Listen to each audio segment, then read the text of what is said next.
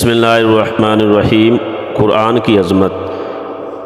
حضرت شاہ عبدالعزیز محدث دہلوی رحمۃ اللہ علیہ کے زمانہ میں ایک ہندو پنڈت نے ایک اعلان کیا کہ ہندو مذہب سچا مذہب ہے اور اسلام جھوٹا مذہب ہے، اور دلیل اس نے یہ پیش کی کہ ہمارا فلاں مندر جو 2000 سے بنا ہوا ہے آج تک بالکل صحیح سالم ہے، اس کی دیواریں، کھڑکیاں، دروازے، گھر سب کچھ ویسے کا ویسے آج تک اپنی اصلی حالت میں موجود ہے، جبکہ مسلمانوں کی مساجد ایک سال بھی نہیں گزرتا کہ رنگ و روغن، در و دیوار، دروازے، کھڑکیاں سب کچھ خراب ہونا شروع ہو جاتے ہیں۔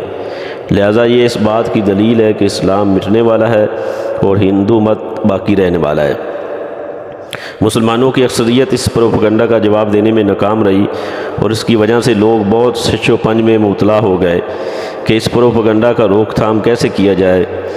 ایسے میں حضرت شاہ عبدالعزیز محدث دہلوی رحمۃ اللہ علیہ آگے آئے اور انہوں نے اعلان کیا کہ اس کا جواب میں دوں گا۔ پنڈت نے کہا کہ کیا جواب ہے؟ حضرت نے کہا ایسے نہیں، اسی مندر کے دروازے پر جواب دوں گا۔ مقررہ وقت پر مسلمان اور ہندو سب جمع ہو گئے کہ دیکھیے کیا جواب دیتے ہیں۔